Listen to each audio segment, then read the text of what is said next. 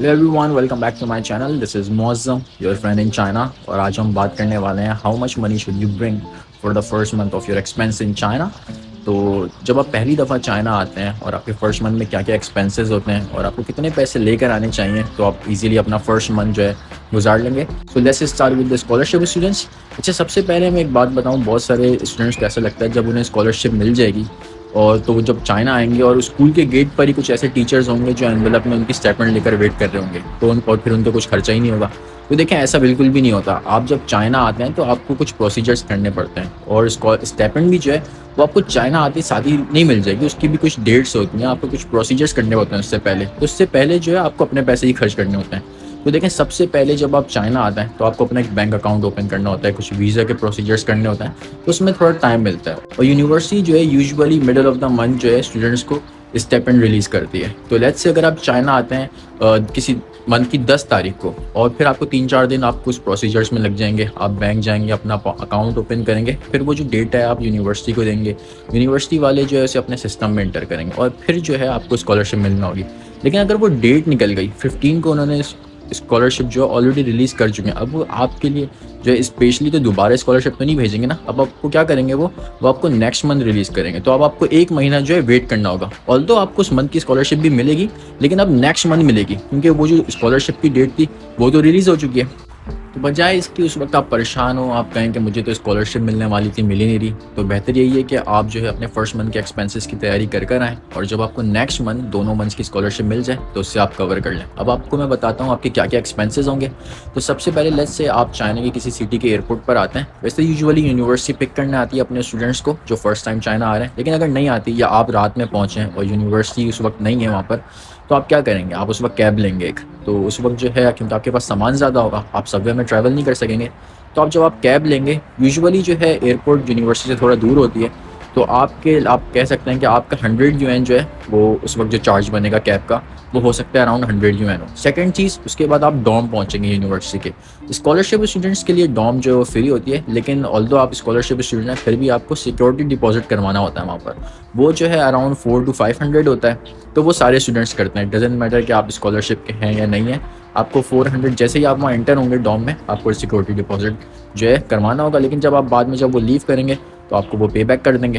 अच्छा, उसके बाद आप क्या करेंगे, नेक्स्ट मॉर्निंग आप अपनी सिम कार्ड खरीदेंगे अपने लिए, और वो जो है 300 यूएन की मिलती है, और उसकी जो वैलिडिटी होती है वो 1 साल की होती है। यानी कि 1 साल के लिए आप उसमें आपको मिलेंगे इंटरनेट और फ्री कॉल्स, मैसेजेस, यानी 1 साल के लिए आप उसे इस्तेमाल कर सकते हैं। फिर नेक्स्ट ईयर जब आपको दोबारा उसकी सर्विस चाहिए होगी तो आपको दोबारा 300 यूएन पे करने होंगे। अच्छा, उसके बाद फिर आप जाएंगे मेडिकल के लिए। तो मेडिकल मैं जब आया था तो मैं पाकिस्तान से करवा कर आया था, और सारा उसमें जो भी उसकी सर्टिफिकेशंस वगैरह होनी थी वो सब हुई हुई थी, तो वो पैसे मेरे बच गए थे। लेकिन अगर आप पाकिस्तान से नहीं करवा कर आते, यहाँ पे करवाते हैं, तो उसकी फ़ीस जो होती है 500 यूएन होती है।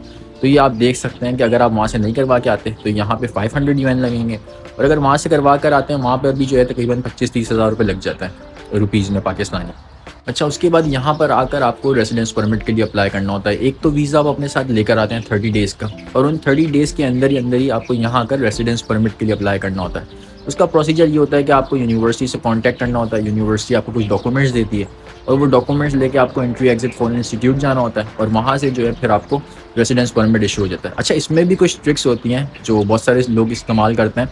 वो ये होता है कि देखें, रेसिडेंस परमिट की पॉलिसी ये है कि अगर फॉरेनर्स 1 साल का रेसिडेंस परमिट इशू करवाते हैं तो उनको फीस देनी होती है 800 यूएन, और अगर 1 साल से कम होती है, लेट्स से 360 डेज, तब भी जो फीस होती है वो 400 यूएन होती है। तो बहुत सारे क्या करते हैं, जब वीज़ा अप्लाई कर रहे होते हैं रेसिडेंस परमिट, तो उसमें जो टाइम वो लिखते हैं तो वो 1 साल से थोड़ा सा कम कर देते हैं। वो लेट्स से कि अगर आप 25 अगस्त को यहाँ पर आएँ और आप वीज़ा आप चाह रहे हैं 1 साल का नहीं चाह रहे, आप चाह रहे हैं 20 अगस्त तक का, नेक्स्ट ईयर 20 अगस्त, तो अब आपकी फ़ीस जो होगी वो 400 यूएन की होगी। तो मैं जब आया था, मुझे नहीं पता था, तो मैंने 1 साल का सबसे पहले लगवाया था, तो वो था 800 यूएन। उसके बाद जो नेक्स्ट ईयर से मैं क्या करता हूँ, 1 साल से थोड़ा सा कम कर देता हूँ, 360 डेज़, 350 डेज़, तो उससे क्या होता है कि फ़ीस जो है फिर 400 होती है। तो जब आप आएँ तो आप भी ये ट्रिक इस्तेमाल कर सकते हैं, तो आपके आधे पैसे जो है बच जाएंगे। अच्छा, ये वो सारे खर्चे थे जो फिक्स थे, ये तो होना ही होना है। अब हम बात करते हैं फूड एक्सपेंस की। तो अच्छा देखें, फूड एक्सपेंस ऐसी चीज़ है जो पर्सन टू पर्सन डिपेंड करती है। ये डिपेंड करता है आप कितना खाते हैं, कैसे खाते हैं, कहाँ खाते हैं। लेकिन मैं एक जनरली बात करता हूँ कि अगर आप बीजिंग, शंघाई या शेंचन फर्स्ट क्लास इस तरह की सिटीज़ में आते हैं और आप जो है एक सिंपल सी लाइफ गुजारते हैं, यूनिवर्सिटी की कैंटीन में खाते हैं, कभी कभार खुद बनाते हैं और कभी कभार आउटिंग करते हैं, बाहर रेस्टोरेंट्स वगैरह में खाते हैं, तो मिनिमम जो कॉस्ट है आपका फूड एक्सपेंस में मंथली वो अराउंड 1500 आएगा ही आएगा। और अगर आप थोड़ी दूसरी सिटीज़ में और वही सिंपल लाइफ गुजारते हैं, खुद बनाते हैं, कभी कभार आउटिंग करते हैं, तो मिनिमम भी जो है वो आपका 800 to 1000 यूएन लग ही जाएगा। और अगर आप फर्स्ट मंथ में जो है ट्रैवलिंग वगैरह भी करनी चाहते हैं सिटी के अंदर ही, थीम पार्क्स वगैरह इस तरह की जगह, तो आप 200 यूएन उसके लिए भी रख लें। और ये भी वैसे डिपेंड करता है आपकी सिटी में, लेकिन नॉर्मली जो है 200-300 आप रख लें उसके लिए, अगर आप ट्रैवलिंग करना चाहते हैं पहले मंथ से ही, तो उसके लिए आपके ये खर्चे होंगे। उसके बाद जो है यूटिलिटीज़, तो देखें अगर आप यूनिवर्सिटी के डॉम में रहते हैं तो वहाँ पर कोई यूटिलिटीज़ नहीं होती। यूटिलिटीज़ के आपको कोई बिल नहीं पे करना होता, क्योंकि वहाँ पे इलेक्ट्रिसिटी, वाटर और गैस सब कुछ आपको फ्री मिलता है। लेकिन इलेक्ट्रिसिटी आपका जो रूम में वो एक लिमिटेड अमाउंट का होता है। लेट्स से आपको 30 यूनिट्स मिलते हैं, और अगर आप एयर कंडीशनर जो बहुत ज़्यादा यूज़ करते हैं तो वो यूनिट्स ख़त्म हो जाएंगे और उसके बाद जो है आपको पे करके ख़रीदना पड़ता है, जो कि नॉर्मली 20 यूएन में मिल जाता है आपको, तो वो कुछ इतना ज़्यादा नहीं है। अच्छा, इसके अलावा बात करते हैं नॉन स्कॉलरशिप स्टूडेंट्स की। तो नॉन स्कॉलरशिप स्टूडेंट्स की एक्सपेंस में ये इजाफा हो जाएगा कि उन्हें डॉम की फ़ी पे करनी होगी। तो डॉम की फ़ी जो है वो नॉर्मली डिपेंड करती है सिटीज़ में और यूनिवर्सिटीज़ में। वैसे नॉर्मली जो है 1000 to 1500 यूएन होती है, तो वो अगर आप नॉन स्कॉलरशिप स्टूडेंट हैं तो वो आप उसमें ऐड कर सकते हैं। So in the end let's say आप स्कॉलरशिप स्टूडेंट हैं और चाइना की किसी फर्स्ट क्लास सिटी में पढ़ने आ रहे हैं, जैसे कि बीजिंग, शंघाई या शेंचन, तो वहाँ पर आपका मंथली एक्सपेंस जो है फर्स्ट मंथ का होगा अराउंड 3500। अगर आप किसी दूसरी सिटीज़ में जा रहे हैं तो वहाँ पर भी जो है एटलीस्ट आपके 3500 जो है का जो एक्सपेंस आएगा, क्योंकि फर्स्ट मंथ में एक्सपेंसेस ज़्यादा होते हैं, मैंने अभी आपको सारे बताएं। तो hope you learn something new from this video अच्छी लगी हो तो इसे लाइक और सब्सक्राइब करें। सी यू इन अनदर वीडियो, तब तक अपना ख्याल रखें। अल्लाह हाफ़िज़।